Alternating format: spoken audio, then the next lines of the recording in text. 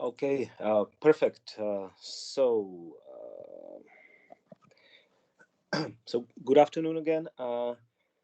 This is the 10th lecture, I think, and we will be talking mostly about voting schemes and algorithms. I would like to spend a couple of minutes about the wrapping up the topic from the last talk to just briefly remind you what we have done.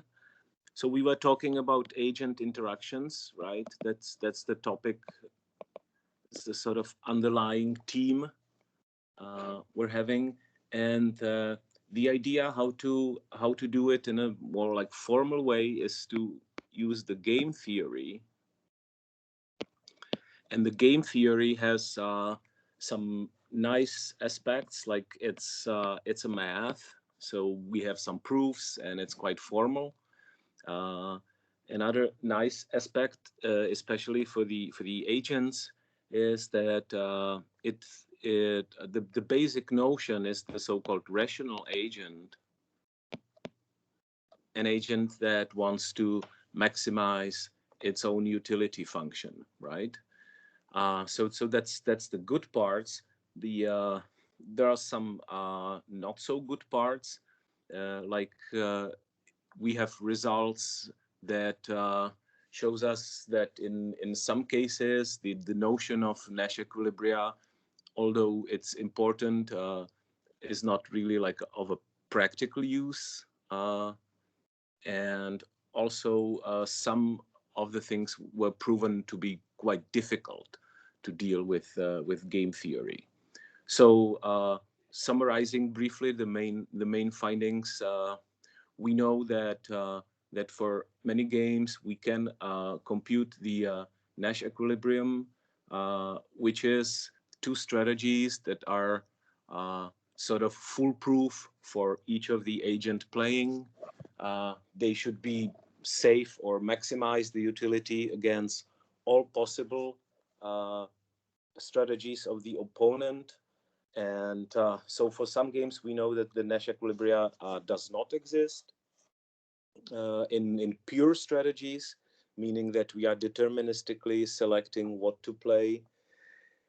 For some games, these Nash equilibrium strategies exist only in the so-called mixed strategies, where we stochastically assess the probabilities to possible actions, and we mix the strategy by selecting at random with the given probabilities. And one of these games is the infamous uh, rock, stone, and scissors game, which we will see today again. It sort of nicely expresses sort of mutual deadlock, where one of the options wins against some other option, but loses against the third option, right? So it's really difficult to find an optimal strategy. It's impossible to do it in pure deterministic way. The best thing we can do, and that's the Nash equilibrium in mixed strategies, is to assess one-third probabilities to each of the actions and then play this mixed strategy, randomly changing the actions. We have seen that the game theory is beautiful in a sense that it, by changing the payoffs, the utility functions, we can simulate many different environments.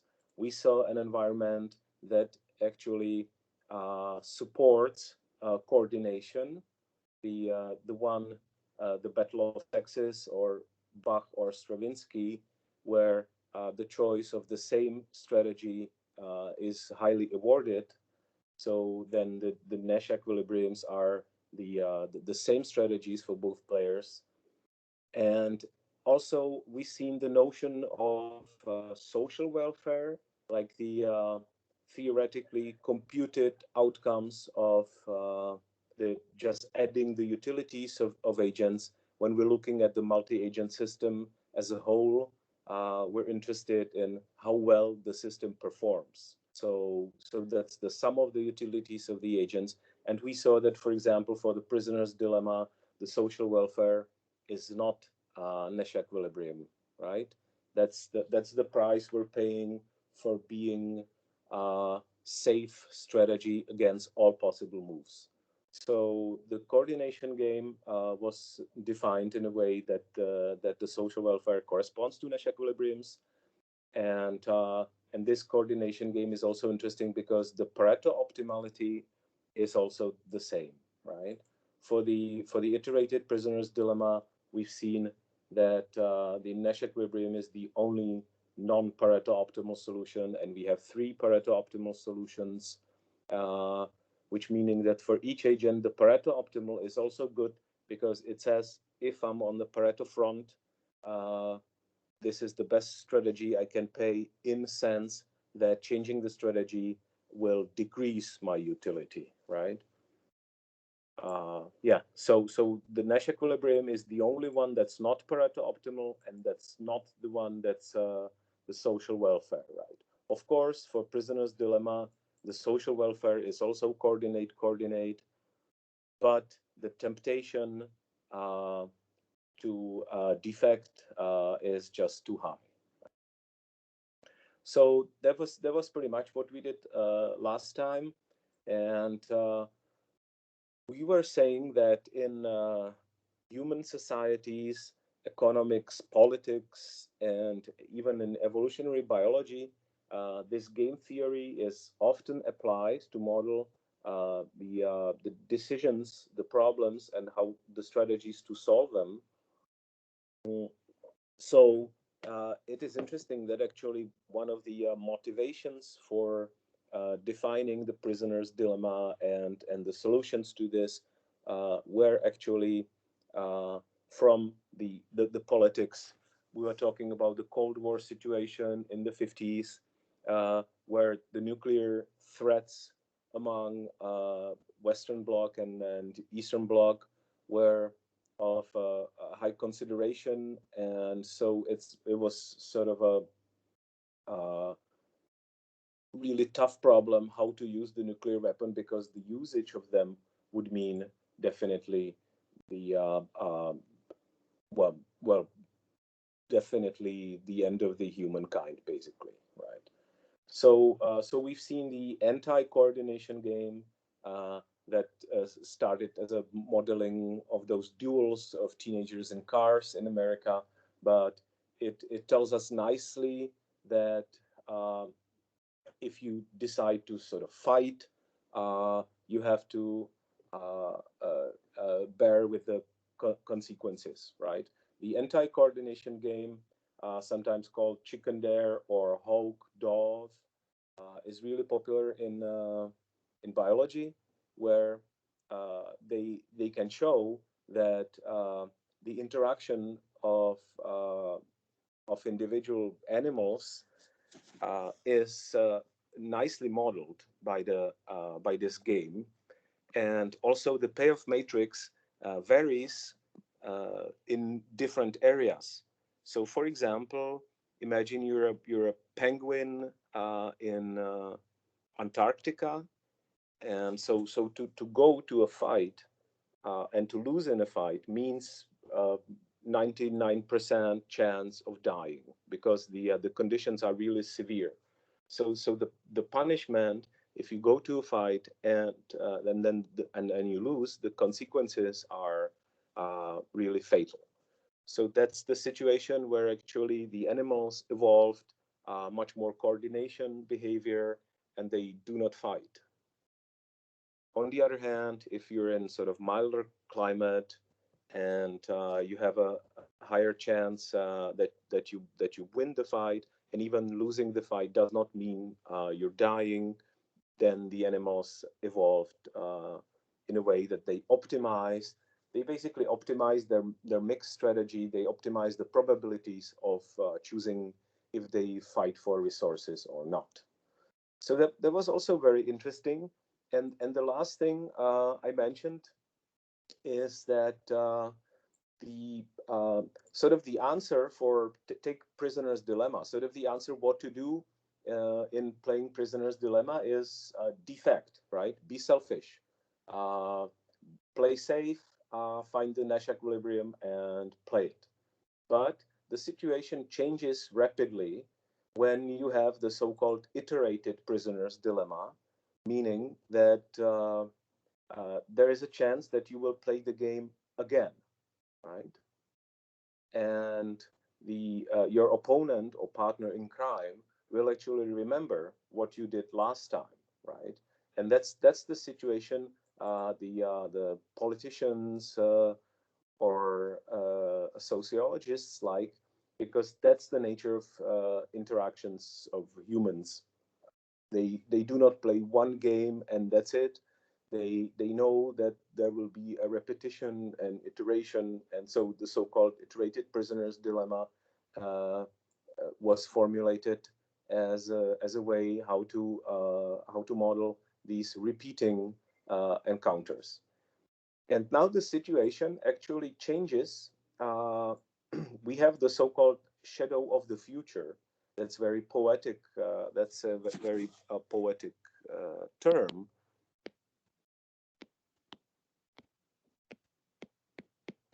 The shadow of the future, meaning when you're thinking, should I defect? There is a consideration. Uh, will I meet the guy again? And he or she will know, right? So the shadow of the future is, although it's very poetic, it's actually a number, and it's a probability of repetition of the game. If the shadow of the future is high, then your strategy can be different. We can also see it in biology, for example, and this is really important for the evolution of cooperation and and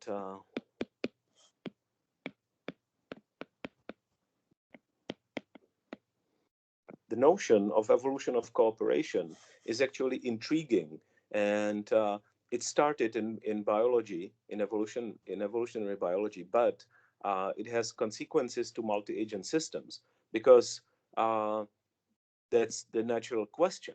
You have agents that are optimizing their own utility, right? Their own payoffs. Can cooperation arise? And we've seen that if you formulate the game as sort of a cooperation game where the cooperation has higher payoffs, it can appear. So, I mean, let's stop for a second and think about it. So, the selfish agents, depending on the environment, optimizing only their own utility function, might find useful to actually cooperate because the cooperation pays off, right? So what are the situation where the cooperation pays off? One of the situation is that the payoff matrix of the game is set up in a way that the cooperation rewards are high enough. That's one possibility, right? The problem from the biological point of view was there for a century actually, with the emergence of Darwin natural selection theory, because the Darwinism from the beginnings was considered to be a sort of cruel theory where the organisms in the evolution are also optimizing their own fitness only, right? So the naive point of view is, well, the evolution should lead to uh, very selfish uh, organisms that do not care for any kind of mutual cooperation, right? But it can be shown that if the environment is suitable, the cooperation actually is the best strategy, even from the point of view of the selfish agent. Uh, Another thing is that the iterated versions of the games, when you know that you will be experiencing those interactions and playing those games again and again, uh, with the shadow of the future uh, perimeter high enough, then your strategy should be different. That's the second point. I will be talking more about this. And the third point is actually interesting. And some of you attending my evolutionary classes, we've mentioned that the Richard Dawkins' Selfish Gene book was very influential. It's sort of neo-Darwinism statement, and the idea is that actually the one organism in biology is not the most important thing. It's the collection of the genes of the organism that's important.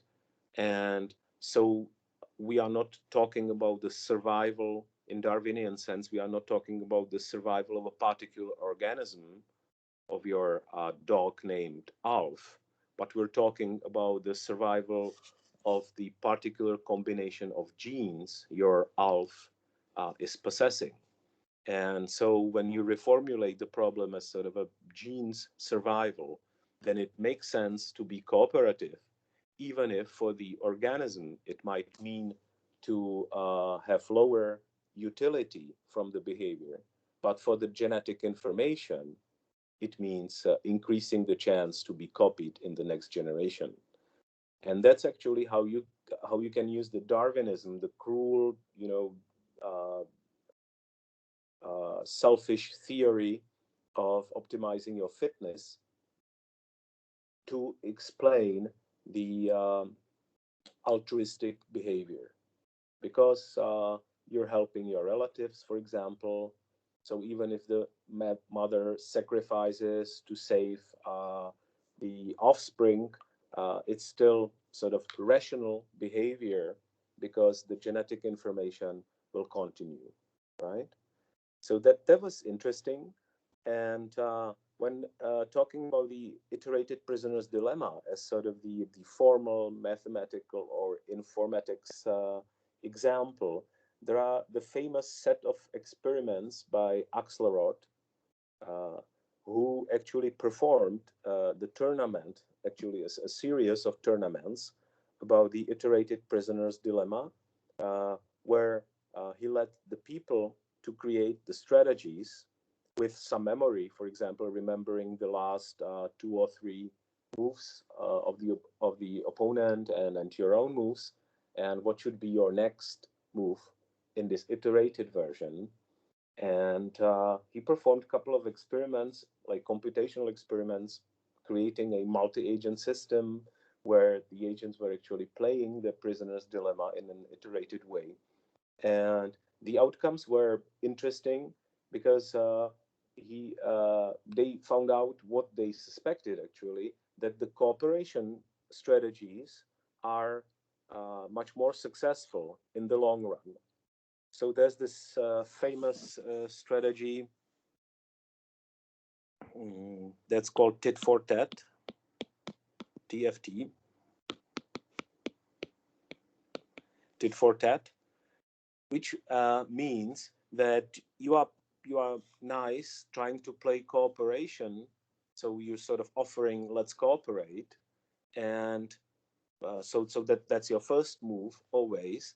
But if your opponent chooses to defect, so in the next step you will defect to sort of punish in red, to sort of punish the defection.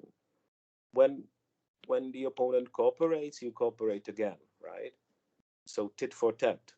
I'm trying to be nice.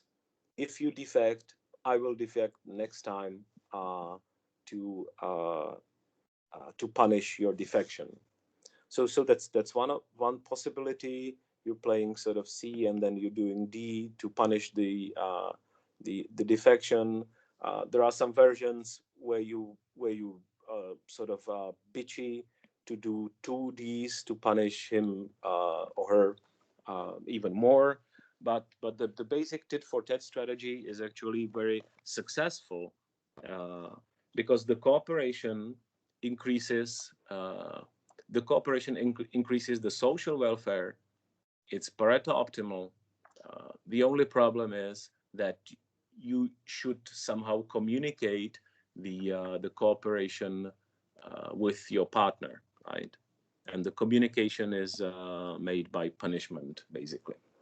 So the iterated prisoner's dilemma is actually a nice example where you model the interactions of states in politics, or even behavior of companies competing of some resources, and it changes, the iteration changes the situation rapidly. That's actually the take home message. Uh, so so that's sort of optimistic, right? The Nash theorem itself sounds sort of pessimistic because the Nash equilibria is defined quite strictly. On the other hand, when you do the iteration, uh, the cooperation behavior emerges just purely from optimizing your outcomes. So, so the shadow of the future is an important thing, although it sounds like a metaphor. It's just a perimeter telling you, is there a probability that we will repeat the situation, right? So the notion I ended up was the tragedy of commons. There were some jokes and notes about it. The tragedy of commons is a notion that that actually tells, you know, people are selfish, and if there's something that's not regulated, not owned by somebody, like a resource, then the people will be using it to the point of depleting. The original paper on tragedy of commons dates back to the end of the 19th century, and the commons were actually common pieces of land with grass, and the problem was that the farmers were using the commons to feed the cattle, and because the common ground belongs to nobody, right, or everybody, they were using the resources there to the point that they were depleted. Right? So the first paper was that, you know, the common resources, not regulated resources, are bad because people will basically damage them. The interesting thing is that nowadays we know that it's not necessarily true that the cooperation in using those resources uh, is can emerge from very mild conditions, and so in general, the communities uh, taking care of common resources usually find a way how not to deplete them. Now the commons are not only a grass on a common land, but they used to model any kind of uncontrolled resource that you can use. So the tragedy of commons metaphor is now used widely in environmental sciences, where, for example, fishermen fishing, you know, on the ocean. That's the typical example of using the common resources, and there's a potential danger of depleting them. So environmentalists, they love the tragedy of commons metaphor, uh, but we have many examples of like practical examples where people actually do not damage their common sources, and they find some rational way how to use them. So that's the tragedy of commons, and that was the end of last lecture. And now we can probably move to voting.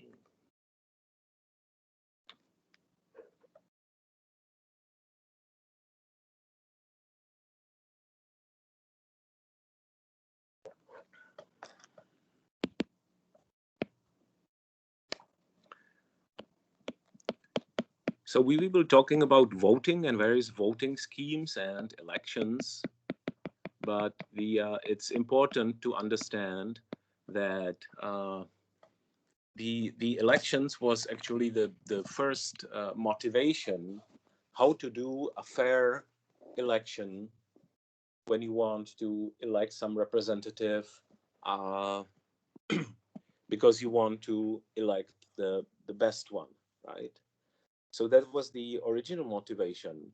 Although this can be seen, the voting can be seen as a more general example. And when we were talking, for example, about the contract net protocol, the call for proposals, then you can think of having the call for proposals being solved by sort of voting, right? If you do not have one agent that's sort of master and deciding which of the proposals should be accepted, you can do it in a way that the the agents in a multi-agent system will vote, trying to select the best candidate for the job, right? Why is that good? Because different agents can have different preferences. They maybe know more about the time complexity of the task. Some of the agents know more about the space needed to solve the thing. Some agents might know more about the resources needed. So they might have different preferences in voting for a particular candidate, right? So actually the point of view for us is that although we will see many examples from like real elections, the voting is actually a efficient way how to do decisions, right? And so again, if we think what does it mean, so the problem is formulated as we have n agents,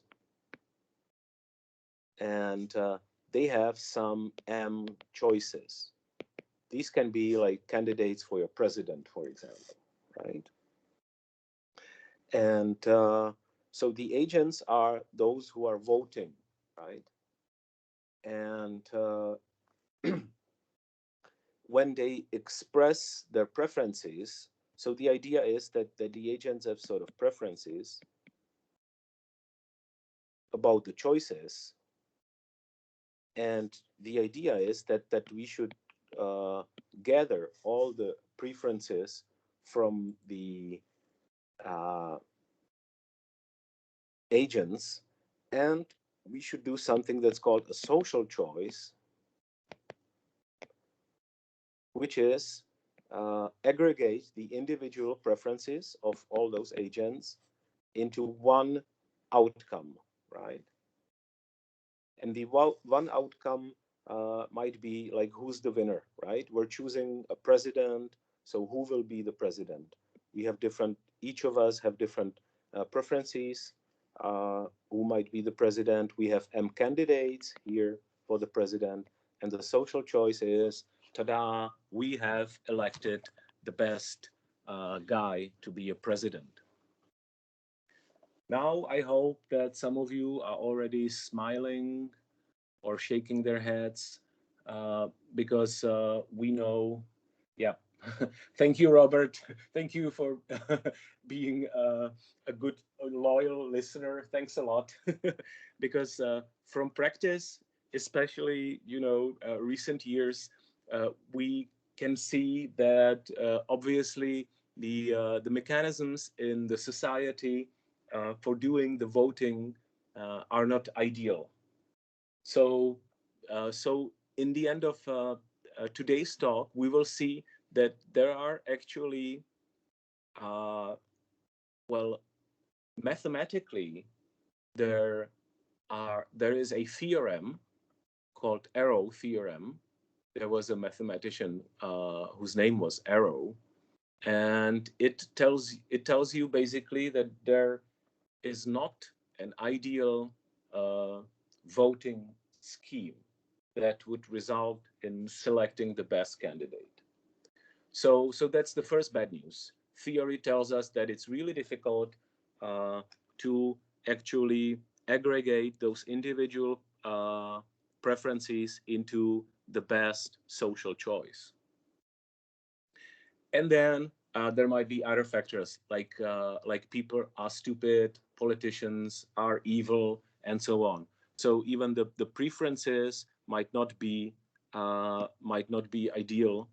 So that's another thing, that you have sort of garbage in, garbage out problem here as well. But we will be dealing mostly with the problem that it's really difficult to do ideal social choice from the individual preferences. So the let's try a simple example uh, to understand those concepts, and then we will see a couple of different voting schemes. It's actually a complex theory, and we will then try to see what are the criteria that should the good voting scheme satisfied, and then in the end we will see a theorem that tells us that it's complicated. So imagine that we have three agents and three options. So I will follow the example from the slides now. It's sort of easy. So imagine we have an agent A, agent B, and agent C, and so the agent A is thinking that O2 is better than O1 and it's better than O3. The B is thinking that O3 is better than O2, it's better than O1.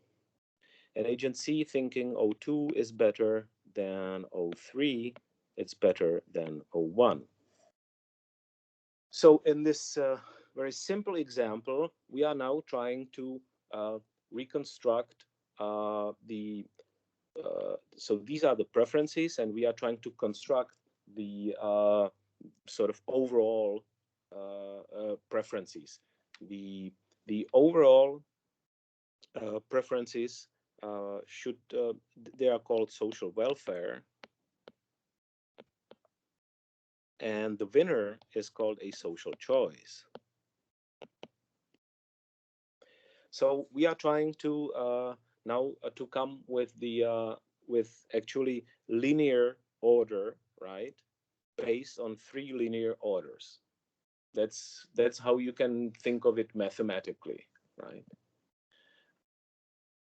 Ideally, if you think of it, uh, you can see it as sort of graph. So we have linear graphs, three linear graphs, and we are trying to construct like a direct acyclic graph where the rows will mean that one candidate would beat the other candidate, right? So for example, imagine the situation.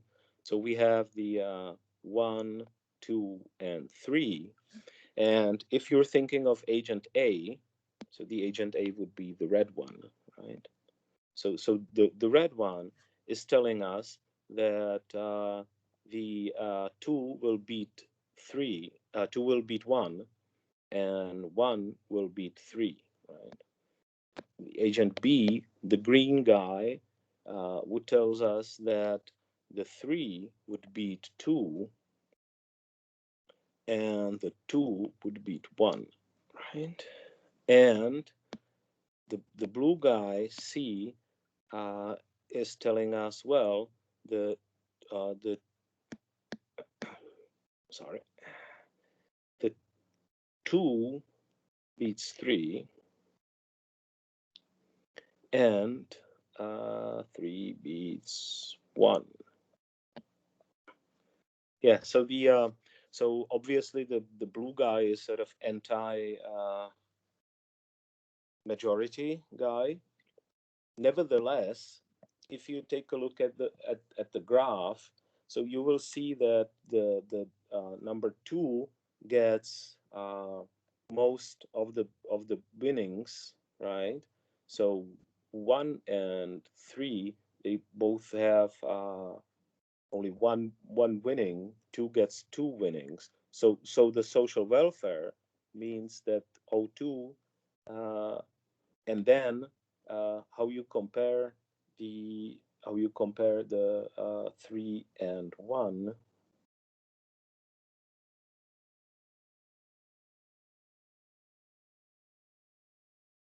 So the 3 will be next, and 1 will be the last one.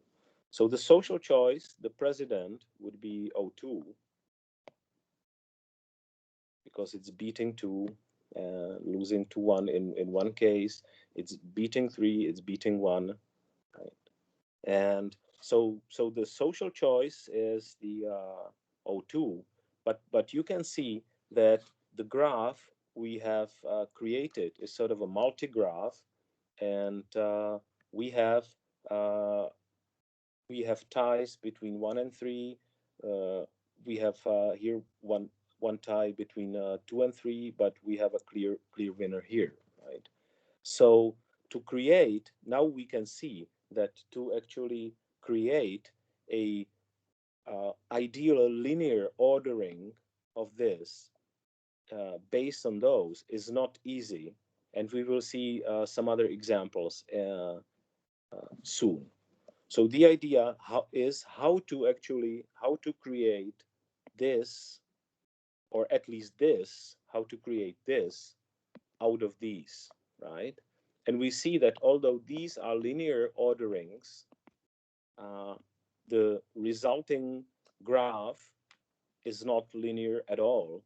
And we have to somehow make our preferences, what we are preferring, right? How to create at, at least the winner. Now the winner is sort of clear because he's 2 times on the first place, right? That's how we can look at it, and 1 time on the second place. Uh, the O3 is once on the first place, once on the second place, and once on the third place, while the O1 is once on the second place and 2 times on the third place. So that's how we get the ordering. But maybe we can choose another way how to do it, right? We will see the mechanisms. But yeah, the idea is that even this very simple example tells us that it's not easy to combine those linear orderings, even if they're complete and even if you're sure they're linear. So we have these are in the elections, they are called ballots, the individual choices, and the ballots in sort of human elections, they might not be complete, uh, because when you're voting for a president from many candidates, you're voting only for the winner. So you're saying only O2 is my candidate, or O3 is my candidate, O2 is my candidate. You're not getting the complete preferences against the other candidates. If you have the complete preferences, it's called a preference ballot, meaning that each of the voters is forced to actually provide the complete ordering of the candidates. And we will see that even this is not enough. So how do you actually compute the social choice? How do you do it? Well, for this we have the so-called voting schemes.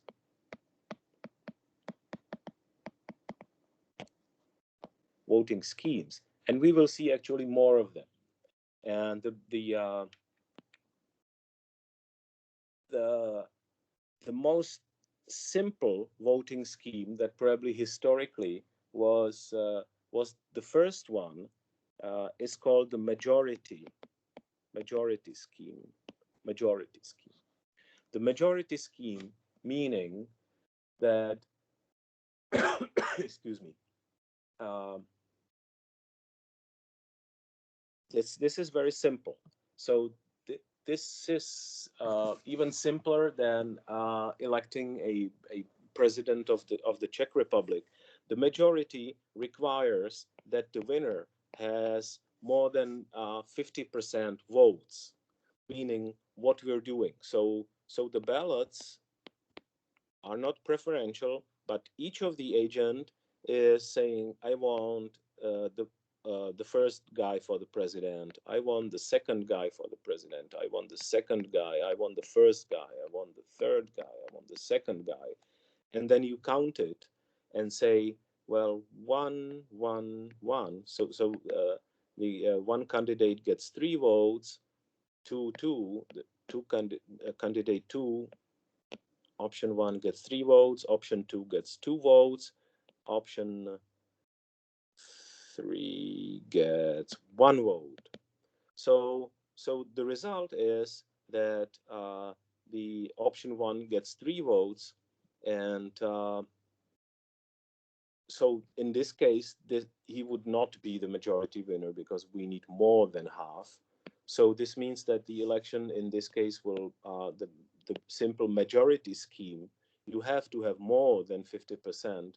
Would probably meaning, well, in practice he would probably get something like 51, right? But that's the idea. You have to have the majority, uh, more than half, and then you're selected. So this rarely happens, right? So the majority voting scheme, it would be nice if this works, but in most cases it does not work. Mm, majority can fail, yeah, easily, yeah.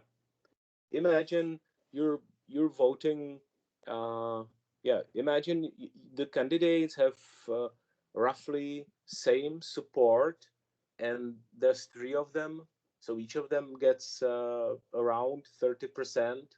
None of them gets more than 50. That can fail easily, yeah, yeah. So the majority works nice for 2 candidates. That's nice, right? For 2 candidates, the majority is fine.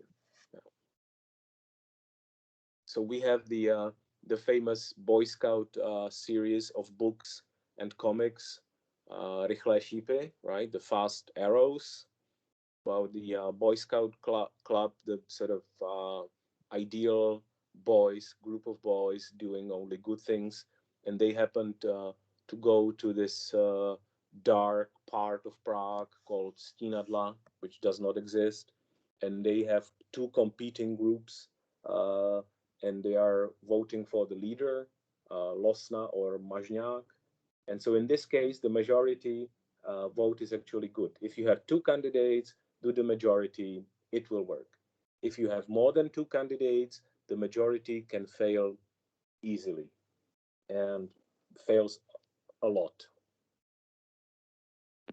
Perfect. So let's try to do something slightly weaker than majority, and it's called plurality. So the plurality is pretty much the same thing. You're counting the winners of individual choices,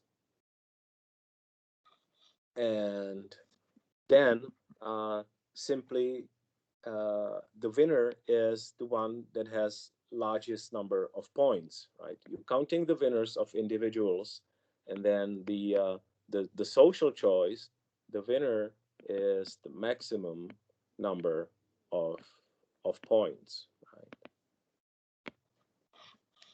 That's very simple. So in our previous example, the one that got actually 3, and so we have the candidate 1 with 3, the candidate 2 with 2, and the candidate 3 with 1, right? So in the plurality, the the candidate of 1 will be the winner in plurality, right? He gets exactly 50%. So in this case, uh, the, uh, the remaining 2 got the same, right? But think of some other example where you have more people participating, and imagine that this guy gets, I don't know, like 10 votes. The other guy gets 8 votes, and the third guy gets 7 votes, right? So now we have a more tight competition. And so under the plurality scheme, the O1 is still the winner, right? He has the highest number of choices where he should be the president.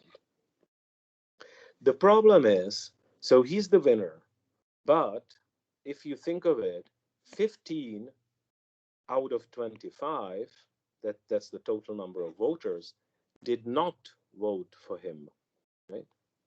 So he's winning, but he's definitely not majority, right?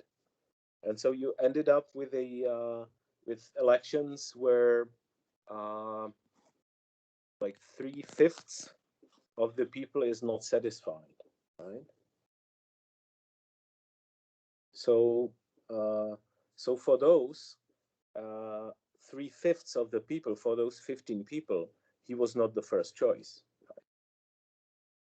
So that's the that's the problem with the plurality, because the differences here might be tight, and so you ended up choosing the winner that's not really representing the first choice for many uh, uh, of the voters, right?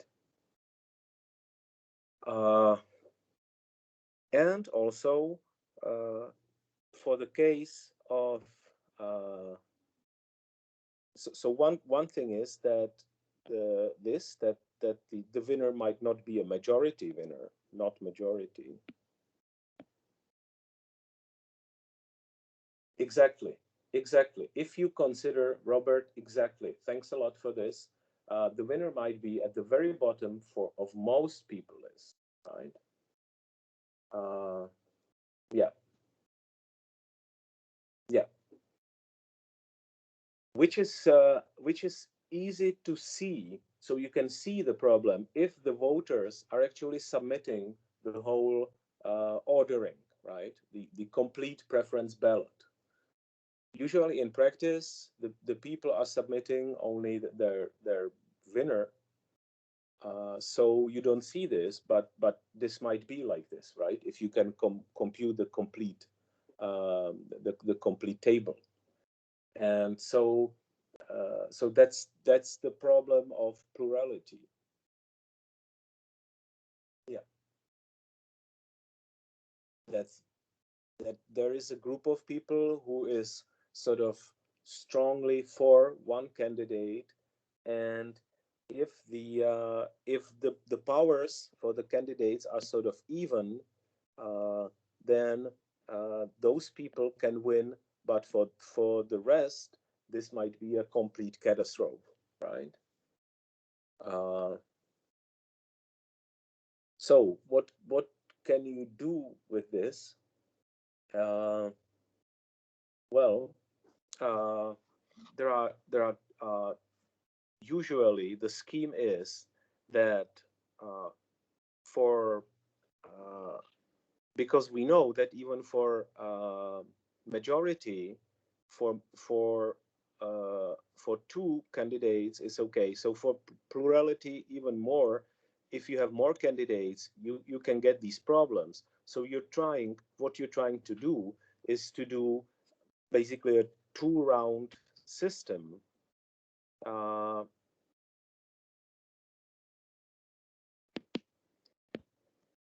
Perfect. Thanks a lot for the video. So what you're usually doing, you have more candidates, and you're doing the plurality, and then you're choosing the two candidates that are winning, and you do the runoff, sort of the second round of the election with these two candidates, and do it again.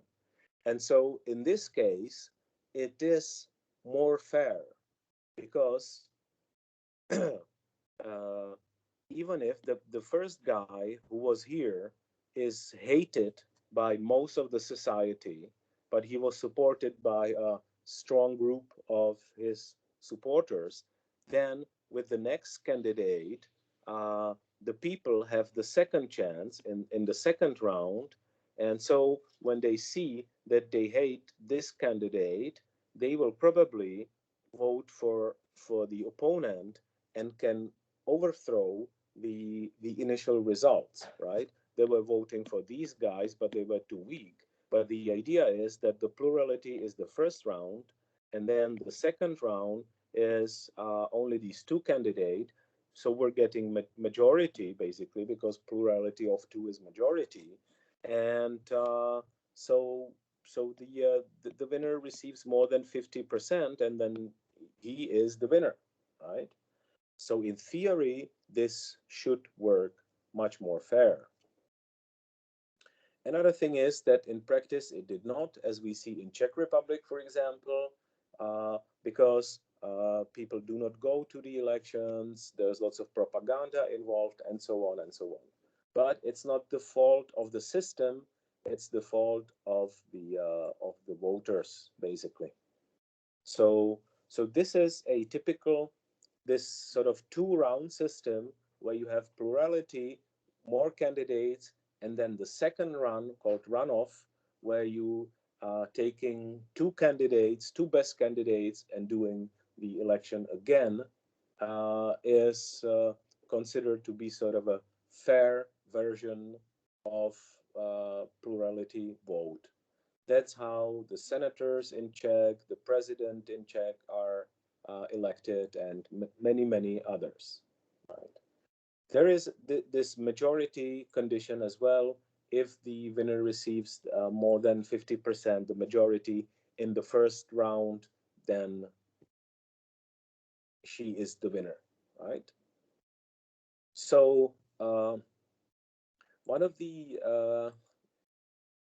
first people who started to study the mechanisms of plurality voting was actually Marquis de Condorcet.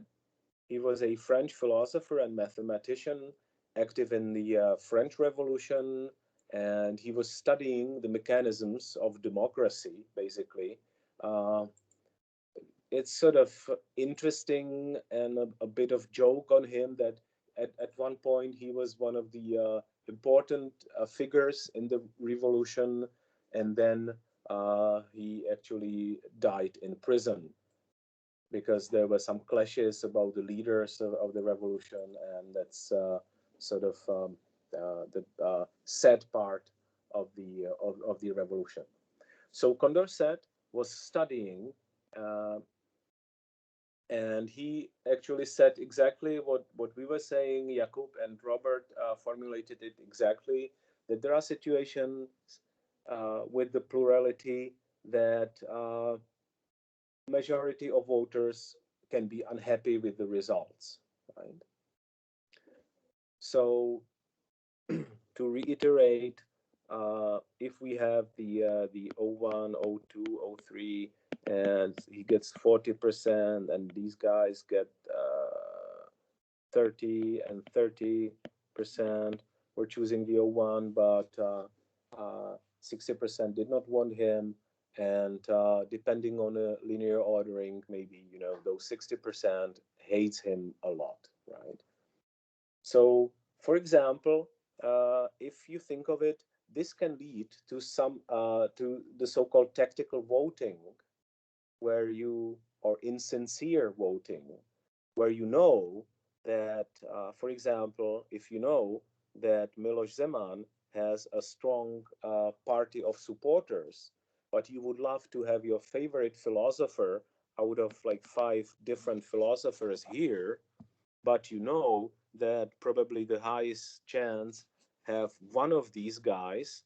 So maybe you will not vote for your favorite O7 here that would receive 1%, but you say, I think that something like a Schwarzenberg will have the highest chance, or Drahosh, or whatever. And hey guys, let's vote for this guy, right? So, but you're doing tactical voting. You would love to see your favorite philosopher as a president, but he doesn't stand a chance. So you're voting for the most probable candidates against the first candidate, right? So that's insincere voting, and this requires some other mechanism how people can actually coordinate and choosing the most probable candidates, right? This tactical voting can be seen also in parliament elections in Czech, because we have a quota of 50%, right? So people, when are voting, they are considering, does the party I really love have a chance to actually get there, right? So for some of the parties who are uh, around that 50%, this might be very unfortunate, because people will start to do tactical voting and probably will vote not for the first choice, like the Green Party, for example, but for their second or third choice that has already higher preferences, and there's a higher chance that they will get into the parliament, right? So this is sort of a strange self-amplification. When you are a party that is likely to get to the parliament, you will probably get more votes from the people who would otherwise vote for some small parties in terms of their preferences. So this is another example of a tactical vote, right? This can be unfortunate if you love your choice and thinking that the Green Party will, be very useful in the parliament, but they will definitely not get there because they fucked up the last 10 years. Uh, this can be also fortunate, because when you see what Social Democratic Party is doing here in Czech, you're sort of looking forward that they will not get there, right? But that's the another example of tactical voting.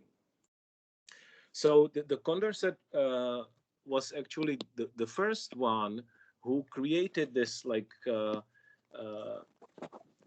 artificial example where we have the A bigger, B better than C, and then another voter is saying B CA, and another voter is saying CAB. So this is a typical deadlock, right? Take a look at the options. So each of the voters have totally different ordering, and they're in a mutual deadlock, and that's the rock paper scissors scenario from the Nash equilibrium last talk, right? So this means that what we're getting totally cyclic uh, social welfare. So there's no winner here, right? The situation is ideally even, and those three candidates are totally even. So that's a principal problem with this, right? And it's really interesting, and consider this to be sort of the ideal counterexample. We have complete preferences, the complete ballots, the preferential ballots. So we have three linear orderings of the candidates. What more can we wish for? Unfortunately, the configuration is that the social welfare we're getting is totally cyclic, right? It's really the rock, paper, scissors example. So, Condorcet, before he died in prison, he proposed several criteria that should, by studying the plurality voting scheme, by saying, well, what is the fairness of the election? And he basically started a mathematical theory of voting, and he so we will be discussing the criteria later. His criteria was that what we now called a Condorcet winner. So his criteria was that when we do the pairwise comparisons, the Condorcet winner, it's the winner, the guy who wins.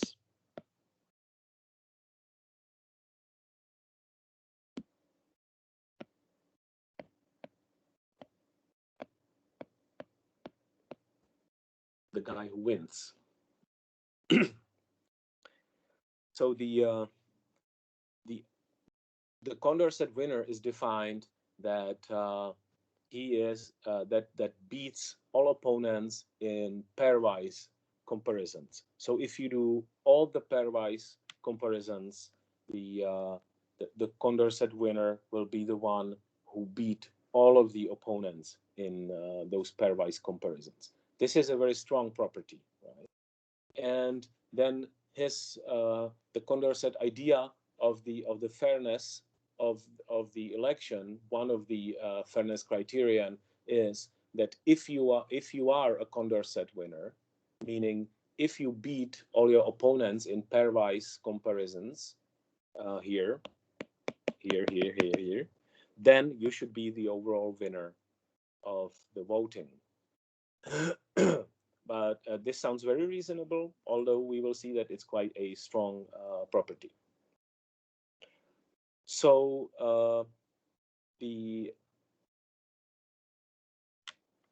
now people started to try to repair the plurality. And so one way how to repair the plurality we've already seen is that we have the plurality for the first round, and then we're taking the majority of 2 for the second round, right? So that's one of the very practical ways how to do it, and that's what we're using right now in many elections all over the world. Theoretically, we can do better.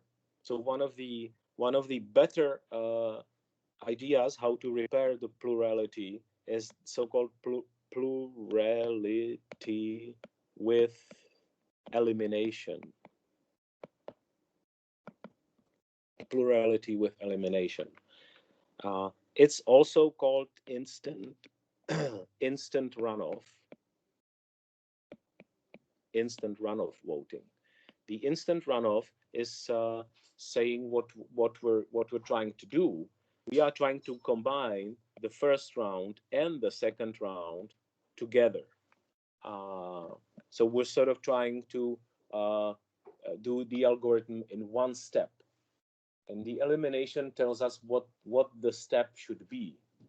So what we're doing is that we are doing the plurality first. Then we are eliminating the so we're doing the first round of plurality. Then we will eliminate the worst candidate, but the worst candidate is the one that has the least first choices.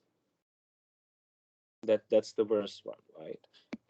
Then what we're doing is that we redistribute the votes. So we pretend this guy is not part of the election.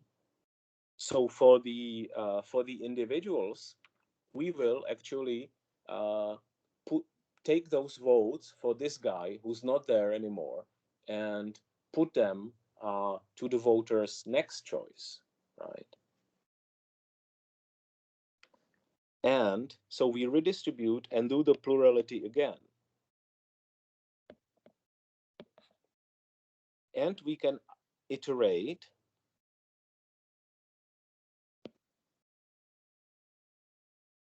until the winner has a majority, which means more than 50%, right? So this plurality with elimination is trying to utilize the information. So we have to have the complete information about the individual choices of agents. We have the complete preferential ballot. And what we're doing is that we're do the plurality, we find the worst guy and delete the guy.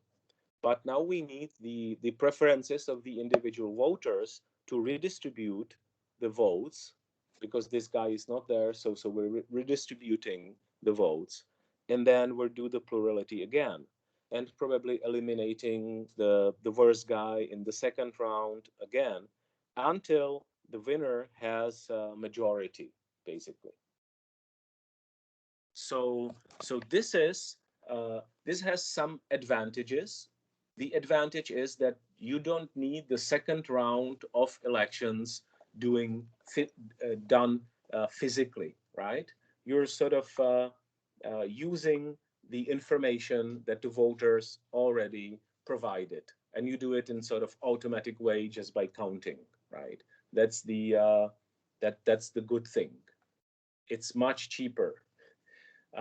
It's worse for the voters, because they have to provide the complete ordering of the candidates and not just their winner, right?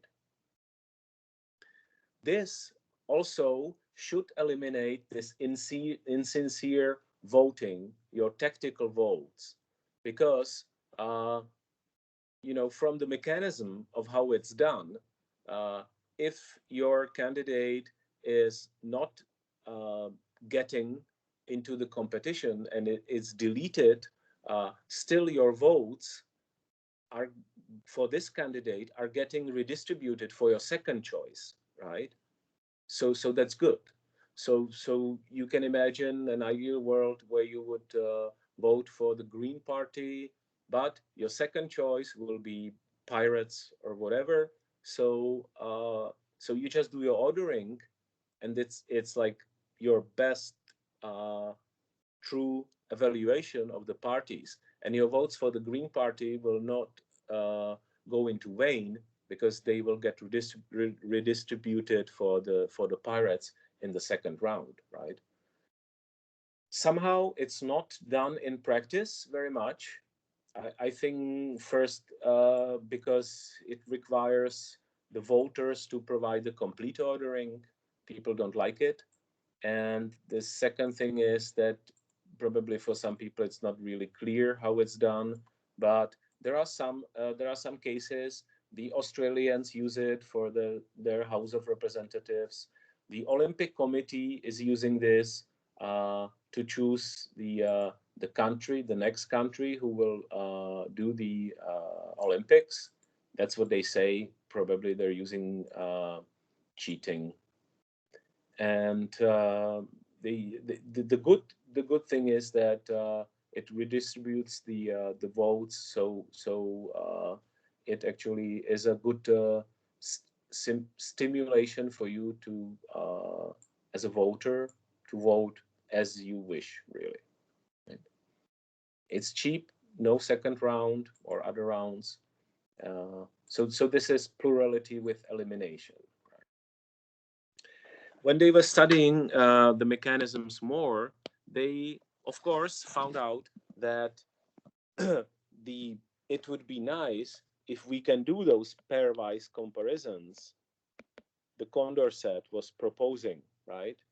The how you do the elections to be like really fair, right? So you do the pairwise comparisons of all the candidates, right?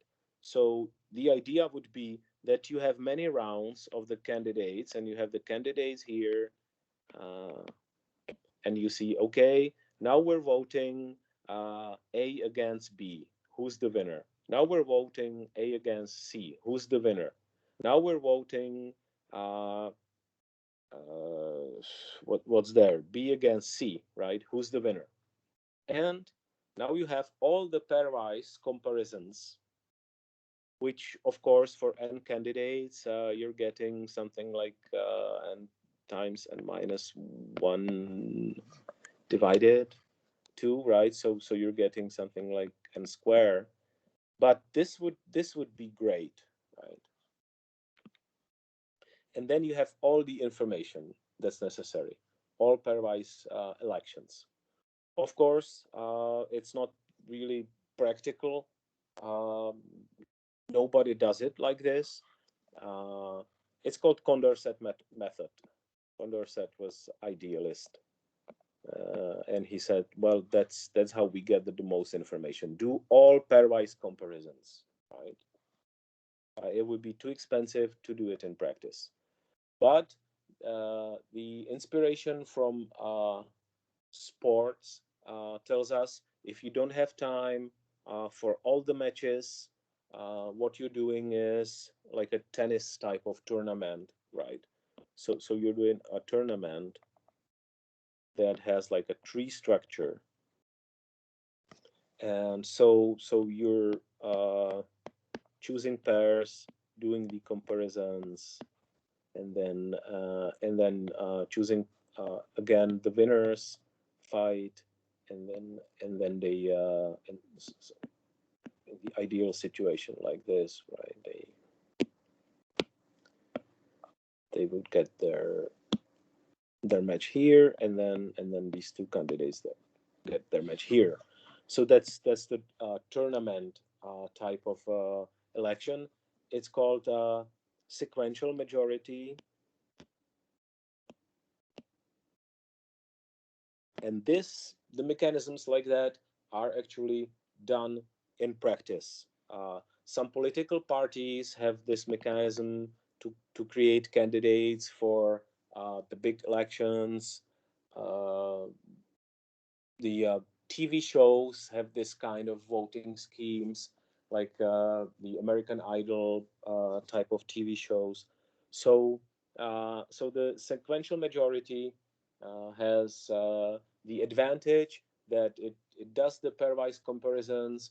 We are sure that the winner is the best, and it's sort of short because we're getting logarithmic number of the comparisons, right? Yeah, it is a tournament, Robert. It is a tournament. Yeah. So we know for sure that the guy who wins is the best one in those comparisons, right? But the bad thing is that the order of those tournaments, of those pairwise comparisons, influences the election a lot, right? So maybe the second best, so maybe we got the best guy here and the second best guy here. So the second best guy here loses here, and then he ends up here. So we don't get the complete ordering that's fair, that's really visible, right? So the best guy will get bubbled here, but he's also, if he's lucky, maybe there is a guy who in some pairwise comparisons would be better. So this is a tournament with all the possible flaws, right? So that's the last version of the plurality or majority schemes. Uh, Now, the second family of voting mechanisms, which I would like to tell you about, is called Borda counts. So Borda count is named after actually a colleague. Well, not a colleague. They were sort of enemies. There was Jean-Charles Chevalier de Borda, and he was a French mathematician and physicist, uh, also active during the French Revolution, and he was fighting with Condorcet uh, about the ideas what the ideal voting is. I don't know if he has any influence of Condorcet ending up in jail or not. But he is known. He actually was also a physicist. He constructed the first prototype of a 1 meter length, uh, and so he proposed, among other things, another voting scheme that is considered better, especially in some versions, or at least repairing some of the unfairness. But it's not that practical, and he actually was influential during the French Revolution. So this board account voting scheme was actually used in the young French democracy for some time uh, during the second half of the 18th century. But if you remember the history well, the first French Republic lasted only for some time, and then the Napoleon came and overthrew the democracy and established the kingdom again, with him being a king. So then Napoleon actually said that for the assembly, they will not use the board account method. They will use his own voting scheme that was, I don't know what exactly, but he was the emperor at that time, right? So how do you do the board account? Well, the idea is that each voter submits complete preferences. So we've seen that the plurality is usually connected with the idea that each voter submits only the winner, right? Uh, so in board account, the main thing is that each voter is requested to submit complete preferences, the complete preferential ballot, and we are ranking it by integers. So basically, if you have n candidates, so the first one gets the number n minus one, the second gets n minus two, and then the last gets zero. And these are points, right? So for each agent submitting the preferential ballot, you're having some numbers, right? Like 17, 16, 15, down to zero. And then the idea how to compute the social welfare is just to sum it up, right? So you sum the individual preferences, and what you're getting is the the sums of some numbers, and the maximum is the social choice. The maximum is the winner. The idea of Borda was that by taking into account the complete rankings here with only small differences, right? Uh, it's less a majority vote where it's sort of winner takes all, very black and white. But here, uh, you are providing much finer information, each of the voters, right? And so the idea is that the board account is much more based on some kind of consensus, right? That it should not be the sort of strict black and white. More than half people are pissed that their candidate, not only their candidate did not win, but the candidate that win was a total enemy for them, right? So this should not appear here, because we're really summing up all the positions of all the voters, right? It's so that's the idea of a board account. The idea is nice. We will see that it fulfills some of the properties. But of course, from the practical point of view, it's not easy to be implemented. So there are some attempts, usually in smaller states. So in Slovenia, they use it for the parliament. In Iceland, they use it for parliament elections. Many academic institutions or some kind of competitions, they use this scheme because it should be more fair. Definitely takes sort of a more consensus into account. It's not just I'm selecting a winner. Everybody's providing the full ordering, and we're summing up the information, right? The Borda has many versions as well. So this is pure Borda, uh, but we have Borda combinations,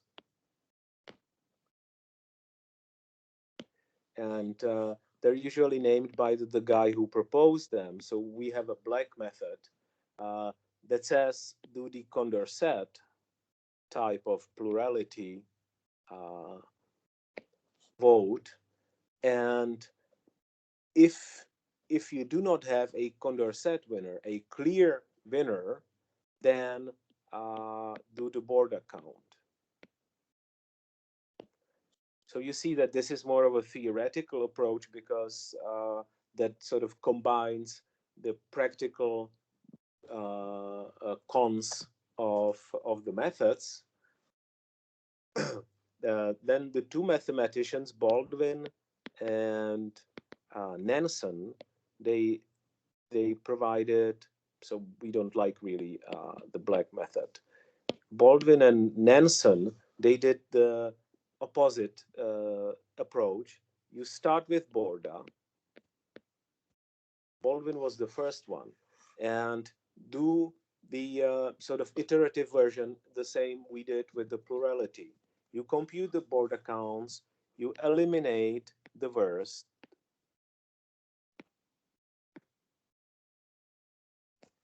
and do the Borda count again, right? So you're doing the iterative version. So you're computing the Borda, you eliminate the worst, recompute everything, and then do Borda again. And when you get the majority, you stop, right? This is nice because you're working with the information you already have. Nansen rediscovered this and provides sort of improved version where instead of eliminating one, the worst one, he says, well, you could eliminate all that are below the average of Borda. So his elimination is faster. He's eliminating all the above average candidates and recomputing again. Right? These all provide Condorcet winner if such a winner exists. If it's not the rock scissor paper scenario, the Baldwin and Nansen methods are nice because they're using only the information from the Borda elections, one round, and they iterated to provide the Condorcet winner, the most obvious winner. The last thing of the systems I want to talk about just very briefly, when we were talking that basically what we're doing is that out of these linear orderings we are creating a graph where the arrows mean this guy would beat this guy, right? So Slater, a mathematician Slater, found out that what we actually want is that this graph should be a direct acyclic graph, right?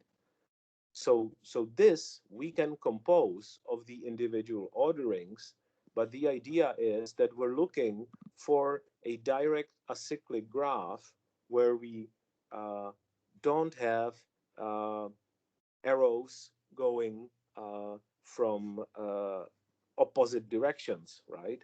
So, first thing is if you have, depending on a comparison, if you have more arrows, so you're computing the strength of these. So you say, well, this is one arrow, but the strength is 3. And but it can be that you have the arrow going in other direction because there are some comparisons where this guy is a winner for some people, right? So, the idea is how to construct a minimal, with minimal changes, how to construct a direct acyclic graph that looks a lot like this one, but rearranges some of the orderings. And that's the idea of a Slater. So Slater is trying to do the optimization algorithm that is looking for the arrows uh, that violate the direct acyclic graph condition, right? And if he finds such an arrow, he says, well, I should revert it, and tries to revert it, and looks at the whole graph. Is it already acyclic or not? The problem with this is that it's a nice combinatorial optimization problem, but we know it's NP hard, so it's more of a theoretical approach where I love it as an example how you can actually identify what's difficult there, right? The difficult thing is that out of linear orderings, you're getting a general graph, but for the voting mechanism to work, to provide a winner, you need a direct acyclic graph, right? So you can mathematically study with a concrete graph that's not acyclic what are the minimal changes, how to turn this graph into direct acyclic graph. And if you find it, then you probably have a fair voting scheme that provides a winner without changing too much in the preferences. So Slater proposed this algorithm, and we know it's NP hard. Okay, so I guess we're running out of time. Well, then probably it's better to stop here, and next time I will start with the bad news, the Arrow's theorem. So we will go through the properties of the voting procedures. We already seen Condorcet winner property. We will see Pareto property and some other properties, and the dictatorship property. And we will express the theorem that tells us that inherently it is really difficult to provide an ideal voting scheme. And because we probably will have time next time, we should probably try the voting mechanisms a bit. So I'm trying to think of doing some kind of online voting, maybe in the comments. So let's try to think of it. If you can come with some idea how to do a quick elections over the teams, let's think of it and let me know, and next time we'll try it. Yeah. So perfect. Thanks a lot. Ambitious number of slides, but I think that these voting mechanisms are really important to see what mathematics is behind and what are the consequences. So I hope that you understand that this is not only a good topic for coffee or a beer about the fairness of the elections and then different mechanisms of the elections, but it's also of direct consequence to multi-agent systems where we're selecting the best agent to do some job, right? Perfect. So thanks a lot for your patience, for your comments, and I will see you next week. Goodbye.